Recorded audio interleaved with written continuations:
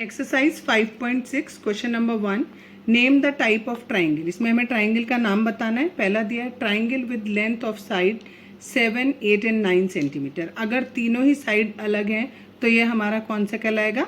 Scalene triangle कहलाएगा। ठीक है। फिर है triangle A B C with A B equal to this one, A C is this one and B C is 6 centimetre. अब तीनों side फिर से अलग हैं तो ये भी हमारा कैसा होगा? स्केलेन ट्राइंगल होगा।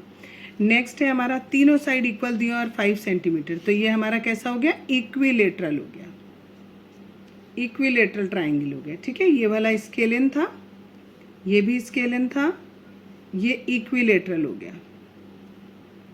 नेक्स्ट है triangle D E F with measurement of angle D is 90 degree. एक एंगल अगर 90 होता है तो इसे राइट एंगल ट्राइंगल कहते हैं। ठीक है, राइट एंगल ट्राइंगल।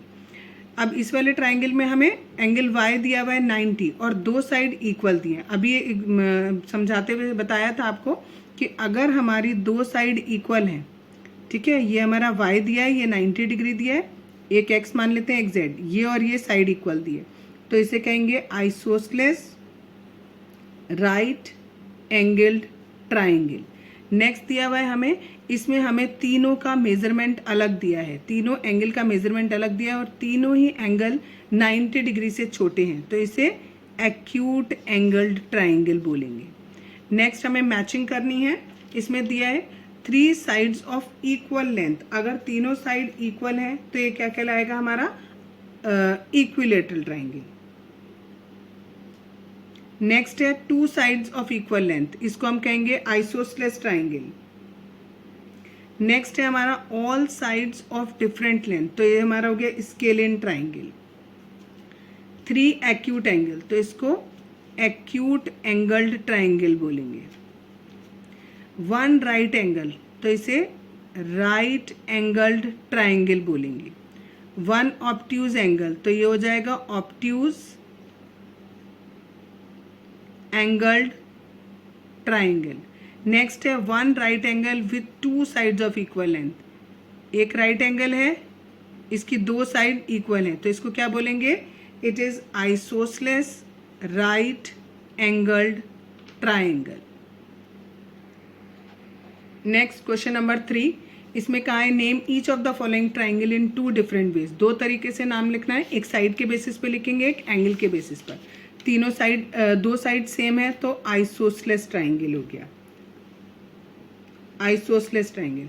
और 2 एंगल भी बराबर हैं, एक एंगल अलग दिया हुआ है हमें।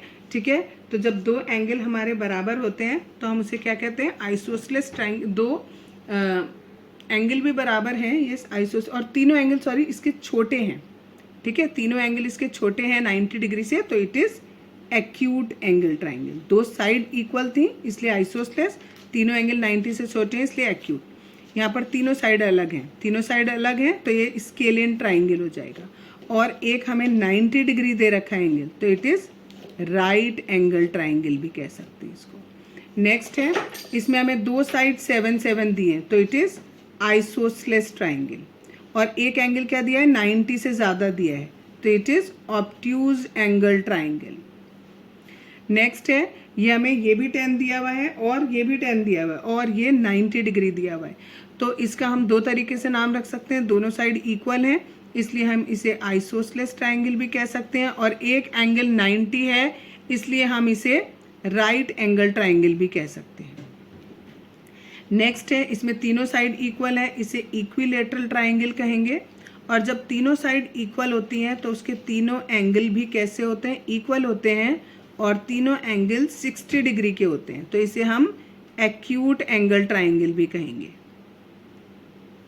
नेक्स्ट हमारे तीनों जो है हमारी साइड अलग अलग हैं, तो इट इज़ स्केलेन ट्राइंगल। और दूसरी बात, ये एक एंगल हमें बड़ा दिया हुआ है 90 से, तो इट इज़